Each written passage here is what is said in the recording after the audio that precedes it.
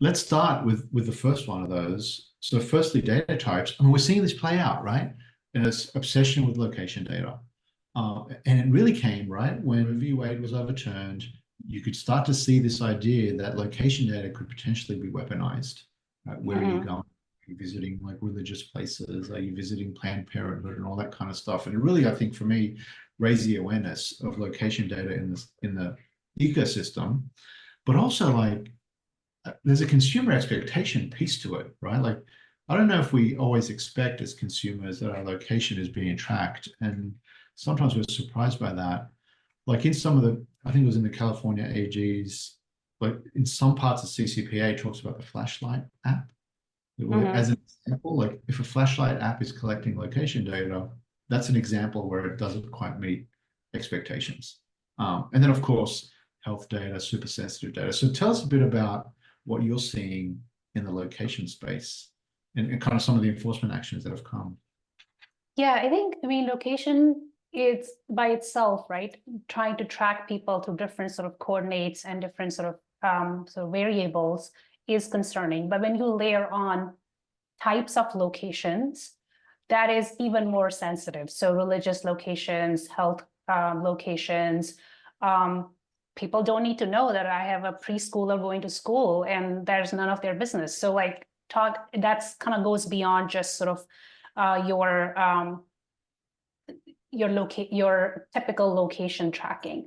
So I think in the enforcements that we're seeing right now, in the cases such as Avast or in mode social or OutLogic. So some of the recent enforcements, these are all happen to be data brokers, but they were collecting location data and sensitive location data, which means the location is identifying these religious locations or these clinics, abortion clinics, or sensitive health areas and health clinics.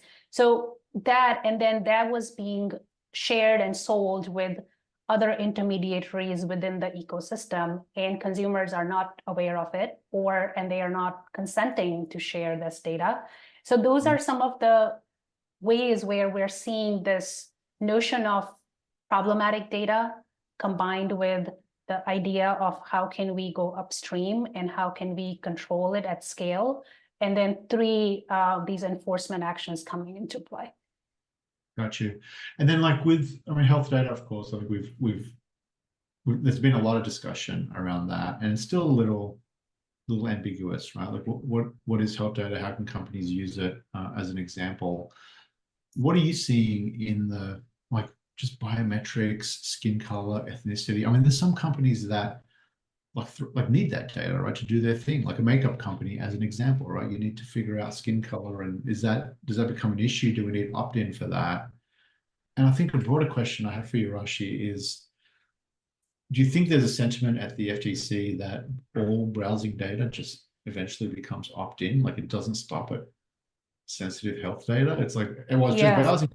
Yeah. What do you think? I I mean, think, I think Khan said that, right? Didn't she? yeah, browsing was I think when that was an announcement that came out, I think that was kind of like a bombshell announcement. Like, wait, all browsing data is sensitive data. Like, again, I think the underlying point here is that when you stitch different variables that you're collecting, you can create a very rich profile, even by a sort of like browsing data. That is considered standard. So I went to a website, I went there and looked at this article, and this article happens to be about a health condition that I may have, or I'm looking for treatment. So as you stitch a lot of these things and then they go cross-site, I think that's where you can start to see a profile building. A dossier is created of a user, and that becomes a problematic area. So going back to your question about health data. So I think this was last year when BetterHelp enforcement came to action. So that was about sort of them sharing sensitive data with third parties for advertising purposes and without informed consent of the users.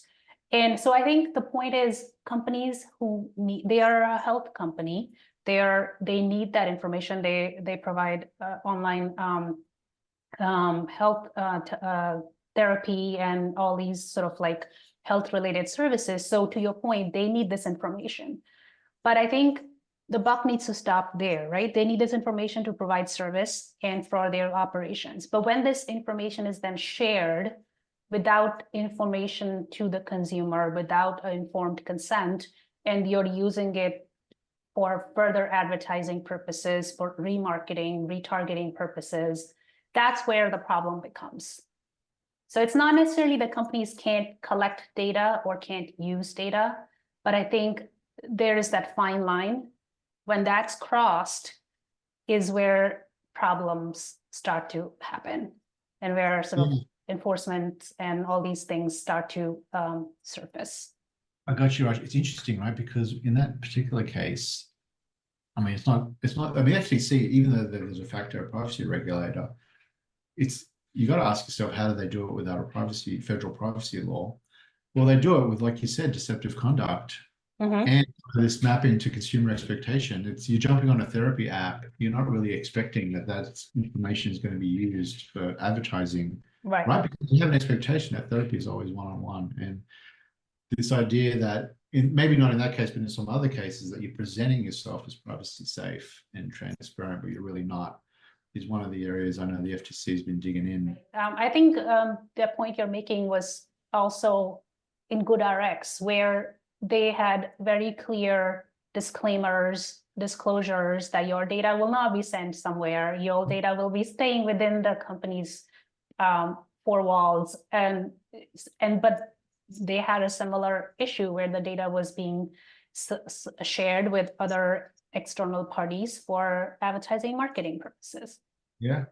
I mean, and it reminds me of the New York AG recent blog on. Say, if you're going to do it, if you're going to talk about cookies and opt-in, make sure you're enforcing those. Make sure you're actually, doing something with that privacy choice that someone gave you. And that's a good example, because they also say that even though there is not a clear privacy rule or law in place for New York yet, but they are using their consumer protection authority. Right. And every state has one of those, right? Exactly. Deceptive practice laws. Hey, I wanted to ask you about data collection practices, which is number 2 in your framework. You think of the FTC and you kind of wonder, like, I don't know how much people think about the FTC, but like, are they some mythical being? Where are they? Who are they? What are they doing exactly?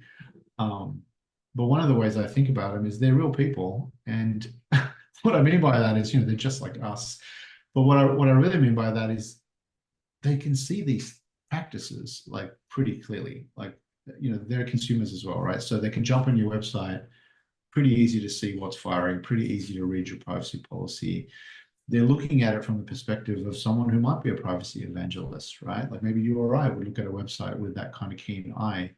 And at the same time, they're looking at, offline data collection practices, which hasn't come up a ton, but you go into a coffee shop and you just want your latte, and it's like, well, can I get your email address for our loyalty program? And they're seeing that as well. So I'm wondering what you think of data collection practices and how the FTC is thinking about those. But I'd love to unpack that for online and offline.